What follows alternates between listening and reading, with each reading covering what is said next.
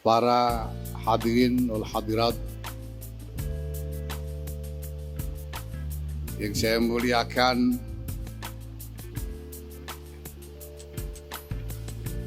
kalau saya katakan bahwa Ketua Umum hakiki sebetulnya Kiai Said Akil Siraj, sebetulnya itu bukan bermaksud banyol. Saya serius meyakini bahwa sebetulnya Ketua Umum PBNU hakiki adalah Kiai Said Akil Siraj. Kalau tadi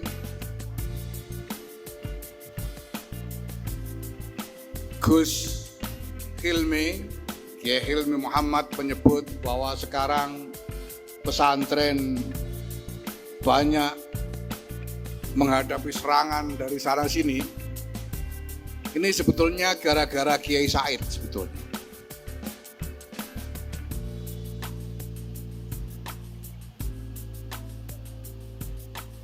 Kenapa? Karena gara-gara Kiai Said ini, gara-gara Kiai Said Akil Siraj, orang takut kepada Nahdlatul Ulama dan kepada pesantren.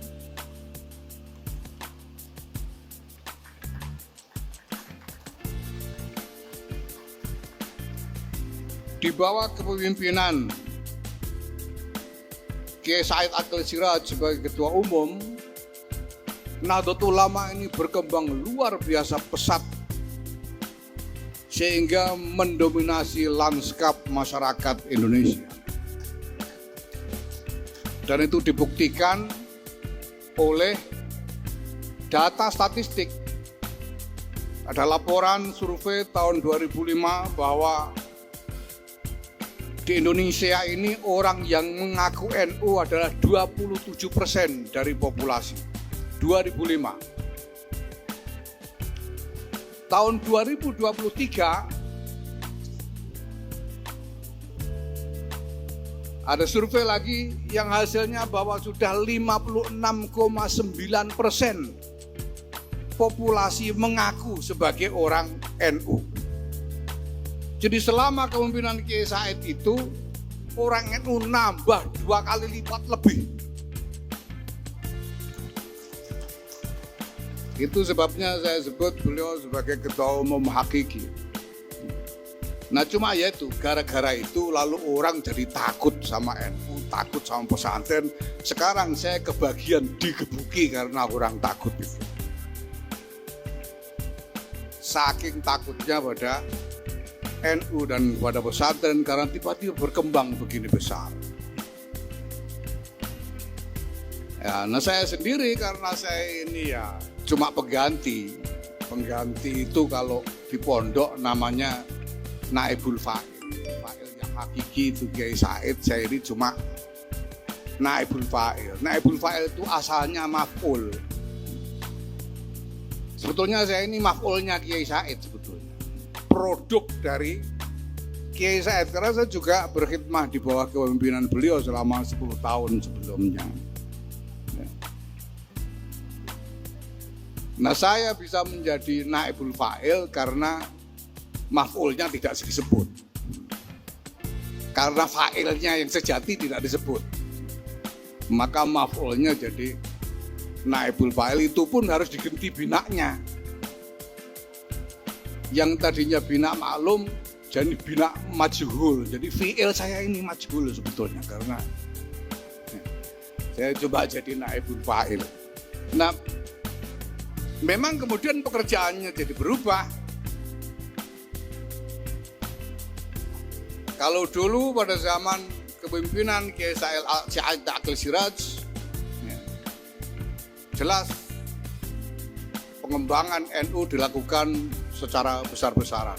Nasru Nahdlatul Ulama bukan hanya di Indonesia saja, tapi juga di dunia internasional. Nah sekarang dibalik, gantian kebagian ngurusi ributnya orang-orang yang takut kepada Nahdlatul Ulama.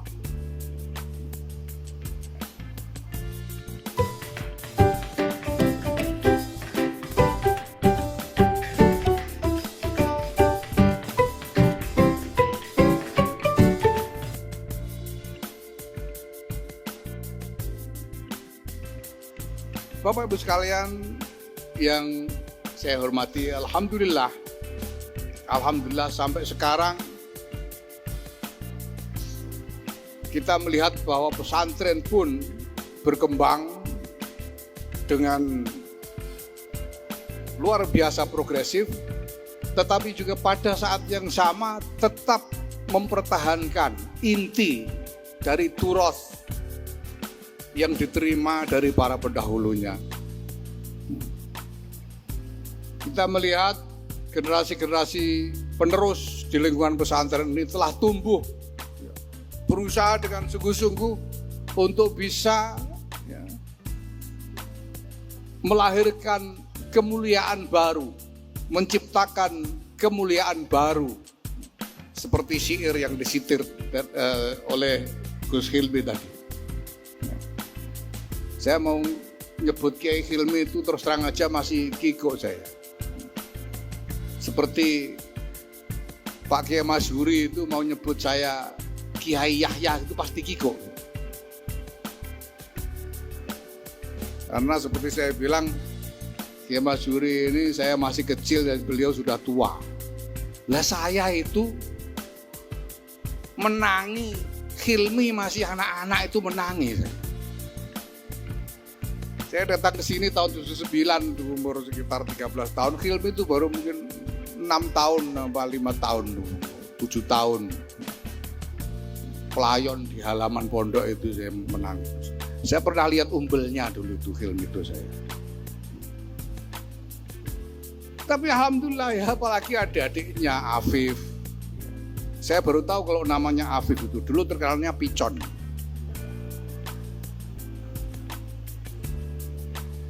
Zaki. Dan juga zuriyah Kiai Munawir yang lain, Masya Allah. Ini sangat membesarkan hati. Sekarang tumbuh menjadi pengampu-pengampu yang capable, yang memang mampu mengelola legacy, kata Kiai Masyhuri Malik kemarin tadi malam, mengelola tinggalan dari para pendahulu kita. Alhamdulillah. Nah, kita memang tidak akan selamanya tidak akan bergeser dari kesetiaan kita kepada turos dari pondok pesantren yang kita terima selama sejak berabad-abad ini sampai sekarang. Kenapa? Karena kita memang yakin bahwa ini memang jalan beragama yang benar. Ini adalah jalan beragama yang benar. Hadratus Syekh Kiai Muhammad Hasyim Asy'ari ketika mengajak para ulama untuk bergabung ke dalam Jam'iyah Nahdlatul Ulama ini, beliau secara jelas menyebut atau menyatakan kriteria ulama yang beliau inginkan, beliau ajak untuk bergabung ke dalam Nahdlatul Ulama ini. Yaitu siapa? Ulama-ulama yang mendapatkan ilmunya dengan sanad yang muttasil. Maka beliau katakan, antum qad akhadtumul uluma mimman qablakum wa man qablakum mimman qablahu bittisalis sanadi ilaikum. Dengan sanad yang muttasil itu, maka para ulama ini berhak disebut sebagai gudang-gudang dan pintu-pintunya ilmu. Fa antum khazanatuha wa abwabuha. Dan beliau nyatakan, wala ta'tul buyuta illa min abwabiha. Orang masuk rumah-rumah itu harus lewat pintu, jangan lewat yang lain. Faman atal buyuta min ghairi abwabiha. Kalau ada orang masuk rumah-rumah enggak lewat pintu, lewat jendela, lewat gendeng, bobol tembok, itu sumya sariqon, dinamai maling. Kenapa kita tetap ngotot untuk mengambil agama dari pondok-pondok pesantren ini karena kita ingin mencari agama ini dari sanad yang muttasil. Supaya kita memasuki agama ini lewat pintu yang seharusnya. Supaya kita mengambil agama ini tidak seperti maling. Ini prinsip untuk kita semua.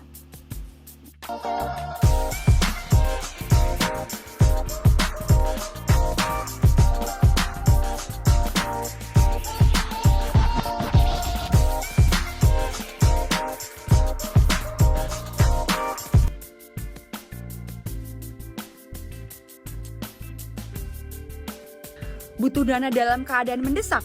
Tenang, ADS pinjam limit sampai dengan 50 juta dan tenor sampai dengan 12 bulan. Aktivasinya cukup dengan KTP. Yuk aktivasi segera.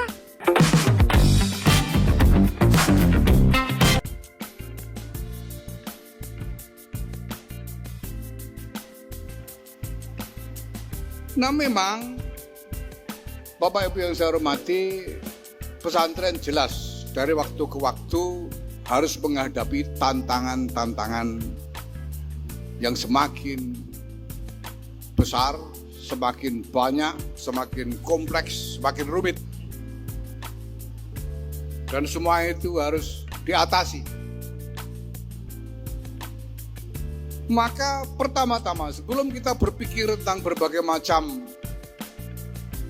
gagasan transformatif ini yang sedang diotak-atik oleh Rabithah Ma'ahid Islamiyah PBNU, ketuanya hadir bersama kita ke Hadir Arif, dan RMI DIY katanya nanti malam mau mulai menggelar rangkaian kegiatan bersama nyai-nyai tentang transformasi pesantren. Tapi sebelum kita bicara tentang transformasi, saya kira kita perlu mengingat dengan sungguh-sungguh modal utama kita apa. Modal utamanya pesantren itu apa?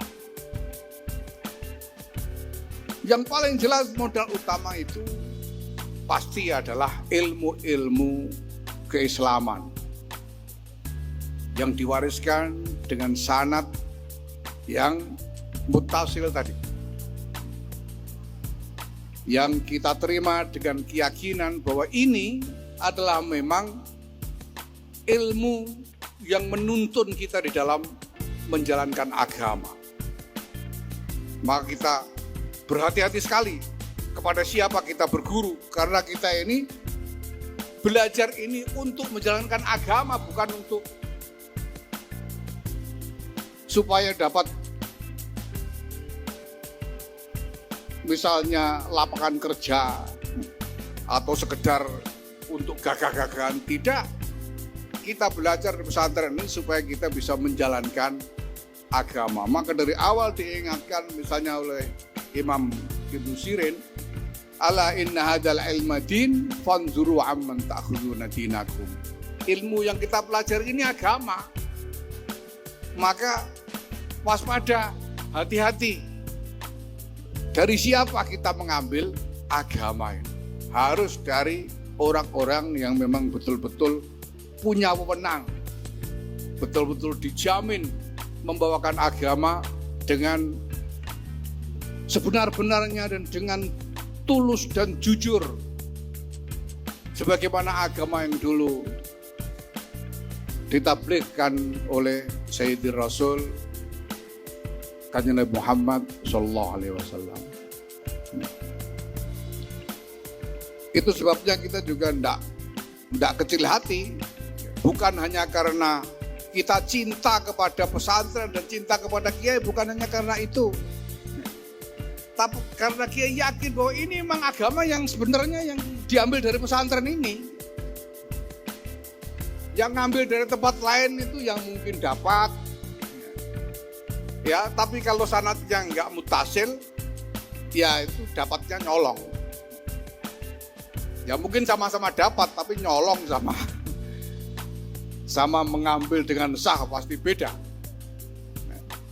Dan kita yakin bahwa apapun kata orang, agama yang kita teguhi, yang kita jalankan ini pasti akan diperlihatkan kemuliaannya oleh Allah Subhanahu wa taala, karena Allah berjanji, "Walladzi arsala rasulahu bil huda wa dinil haq liyuzhirahu 'ala dini kullih."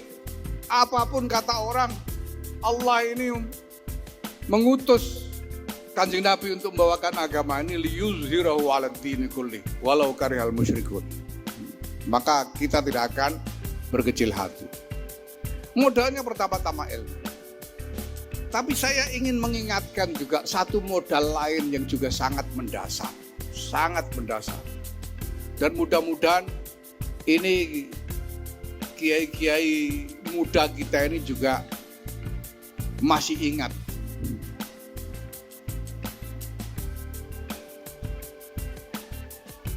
Belakangan ini kita mendengar berita tentang pesantren yang mengalami musibah karena kecelakaan infrastruktur. Di Al-Khazini Buturan tempo hari, Masya Allah, bangunan yang belum jadi roboh. Beberapa hari yang lalu juga di Situbondo ada satu pesantren, asramanya juga roboh. Padahal itu sudah dengan konstruksi yang didesain oleh kontraktor profesional. Al-Khazini sudah pakai beton. Nah, saya ingat dulu saya menangi tinggal di Krapyak ini, di kamar-kamar yang oleh Mbah Kiai Ali Maksum dulu dibangun sendiri dengan luar biasa sembarangan. Itu kamar-kamar komplek H itu, kamar saya itu H5 itu tingkat. Tapi saya tahu kamar-kamar itu dibangun tidak dengan fondasi. Itu cuma batu bata ditanam beberapa senti begitu saja sama Mbah Halim. Itu saja semennya tidak beli. Semennya itu batu bata bekas bangunan itu dideploki sendiri oleh santri-santri lalu diayak lagi, dipakai sebagai semen bangunan lagi oleh Mbah Halim.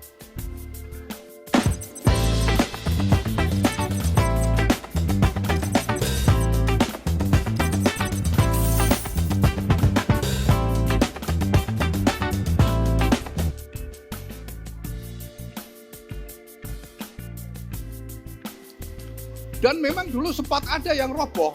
Di tengah komplek dekat sumur itu ada kamar yang atasnya tidak dipasang genting tapi didak. Yang kalau malam dipakai teman-teman untuk ya kumpul-kumpul dengan macam-macam kegiatan di situ. Ya. Dan bikin daknya itu Masya Allah. Itu cuma sisa-sisa kayu dipalang-palang gitu aja, terus diseseling, pecahan gendeng, pecahan botol, lalu disawur adonan begitu saja, tidak pakai apa-apa. Dan memang roboh. Kemudian suatu hari saya masih di sini, roboh, tapi ya Masya Allah dilalanya robohnya itu pas anak-anak pada sekolah semua, jadi nggak ada orang di dalamnya. Dulu itu Mbah Ali bikin pondok nggak pakai teknik sipil sama sekali. Itu tahan berapa tahun saya nggak tahu. Lebih dari 10 tahun. Pak Jes nggih. Langkung sedoso tahun nggih. Komplek H niku. Mulai bangun langkung sedoso tahun. Tahun pinten mulai ini. Lama sekali, bertahun lama nggak pakai pondasi. Semennya deplokan botol. Bali itu. Tapi tahan, semua selamat. Saya tinggal di H5 itu berapa tahun, selamat aja, nggak pernah kerubuhan gendeng saya. Kenapa bisa begitu? Dan ini terjadi di mana-mana. Saya tahu kakek saya Kiai Bisri Mustafa itu juga tiru Mbah Ali kayak begitu. Bikin kamar udah nggak pakai pondasi, kelarangan, dadak tuku watu barang. Botolnya dipendem sithik ngono ae. Itu sudah berani bikin tingkat. Itu sekitar tahun 70-an. Tapi selamat. Nah ini yang kita harus ingat. Dulu itu kiai-kiai berani bikin bangunan seperti itu adonannya dicampur apa? Ya, semen cuma deplokan botok kok berani itu loh, dicampur apa lagi? Nah ini yang harus kita ingat. Kita harus ingat bahwa dulu kiai-kiai itu melakukan semua itu, bangun bangunan seperti itu bukan cuma material yang dijadikan adonan, tapi ditambah dengan suwuk, ditambah dengan doanya kiai. Makanya selamat. Dan doanya ya mustajab betul. Kenapa? Karena kiainya keramat beneran. Kiai Ali Maksum ini bukan sekedar alim alama, bukannya sekedar ahli dalam wacana keilmuan, bukannya sekedar gudang ilmu pengetahuan. Tapi beliau ini ada juga sahibul karomah yang luar biasa, sahibul karomah yang luar biasa. Itu sebabnya asar dari pendidikan beliau ini bukan hanya soal ilmu, tapi asar yang bahkan anfa dari sekedar ilmu. Buktinya jelas ada di sini. 2 orang ketua PBNU dari periode yang beda, semuanya santri-santri dari Kiai Ali Maksum. Rois Suriah PBNU santrinya Kiai Ali Maksum. Ketua paling tua sekali di PBNU juga santrinya Kiai Ali Maksum. Katib Suriah PBNU mantunya Kiai Ali Maksum. Mustasyar PBNU putranya Kiai Ali Maksum. Dengan iparnya Kiai Ali Maksum. Ini asar yang luar biasa. Kalau hanya mengajar dengan ilmu kognitif saja, ilmu akal saja, tidak mungkin asarnya bisa sekuat itu. Kiai Ali berhasil meninggalkan asar yang luar biasa karena di samping memang beliau seorang yang alim alama, beliau juga memiliki kuwah ruhaniyah yang luar biasa yang menjadi bimbingan bagi santri-santrinya. Ini penting sekali. Memang saya ini beruntung sekali. Saya masih menangi Kiai Ali Maksum, saya masih menangi dibimbing oleh waliullah. Kalau tidak mungkin.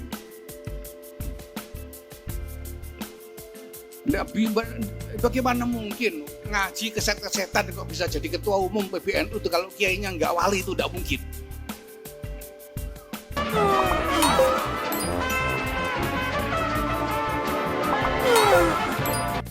Kamu terima tawaran pinjaman, tapi biaya bunga dan dendanya tidak jelas.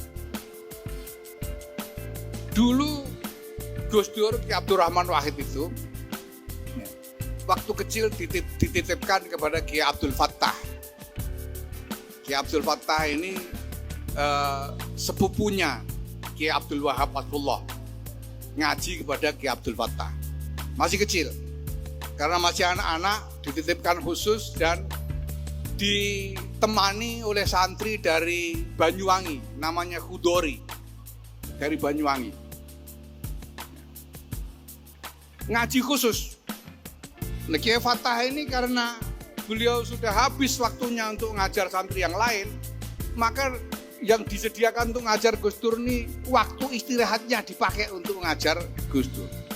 Siang-siang ba'da zuhur harusnya waktunya istirahat dipakai ngajar.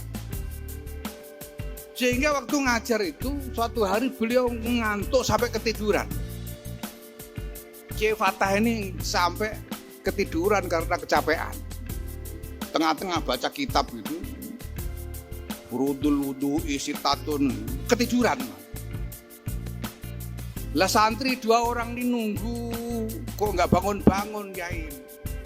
Nah kebetulan rumahnya Kiai Fatah itu dekat rel lori yang untuk ngangkut tebu itu, ya, yang sampai ke, kalau nggak salah pusat penampungannya itu di Mojo Agung, Jombang. Gus Dur itu tengah-tengah nunggu Mbah Fatah ketiduran itu lalu ngajak santri Khudori tadi, ayo numpak lori. Keluar 2 anak ini naik lori sampai ke Mojo Agung.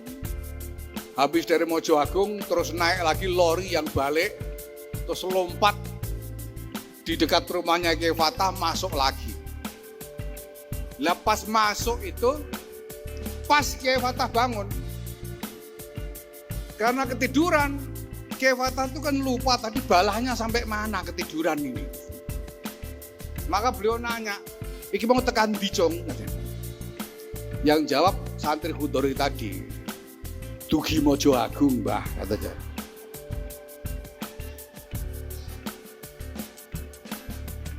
Loh ini Gus Dur ini diajar sambil ngantuk-ngantuk begitu, kok jadinya kok Gus Dur itu loh. Kalau yang ngajar bukan wali itu, mustahil. Kiai Masuri Malik kan dijelaskan cuma tukang bikin wedang itu kok sebetulnya. Entah pernah ngaji entah enggak itu Kiai Maksum dijelaskan. Kiai Masuri ini. Itu barokahnya Mbah Maksum. Sekarang sudah tua aja masih bisa jadi ketua PBNU. Ya, karena barokahnya Mbah Maksum, kalau enggak wali banget.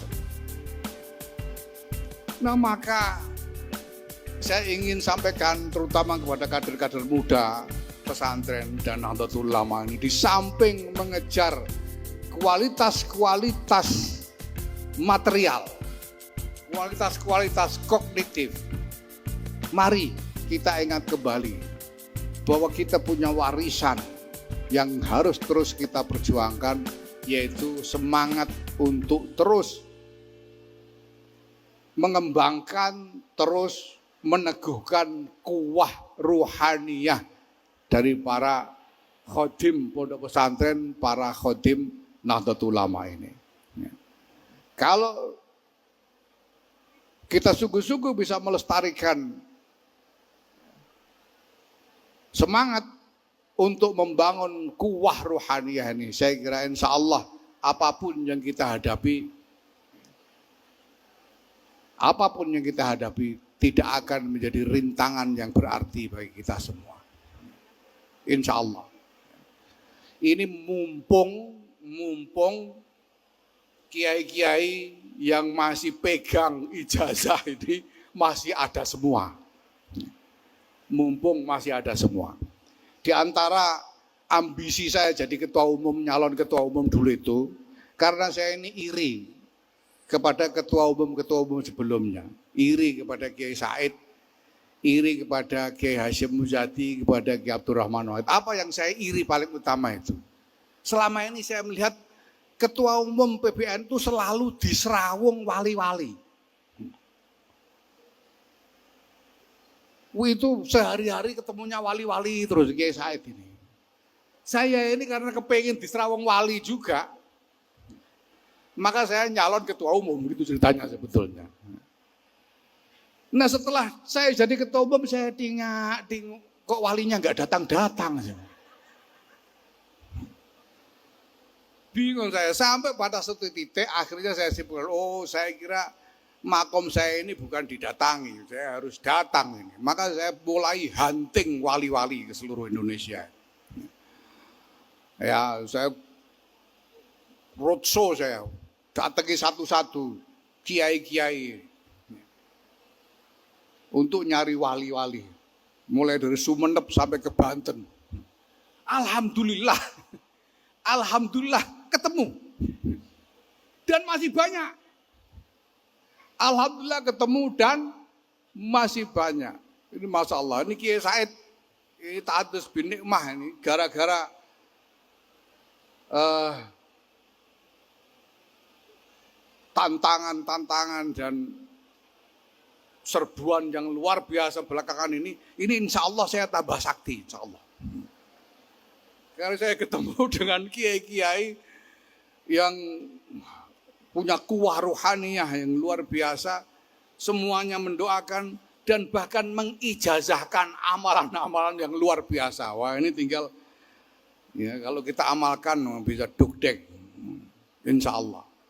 Maka ini kebetulan ya, mumpung ini Kerapyak ini juga masih ada, ini masih ada yang bahkan takhasus merawat amalan-amalan keramat itu. Ini ada Gus Sedar ada dan Gus Sedar ada. Ya, Gus Sedar ini yang takhasus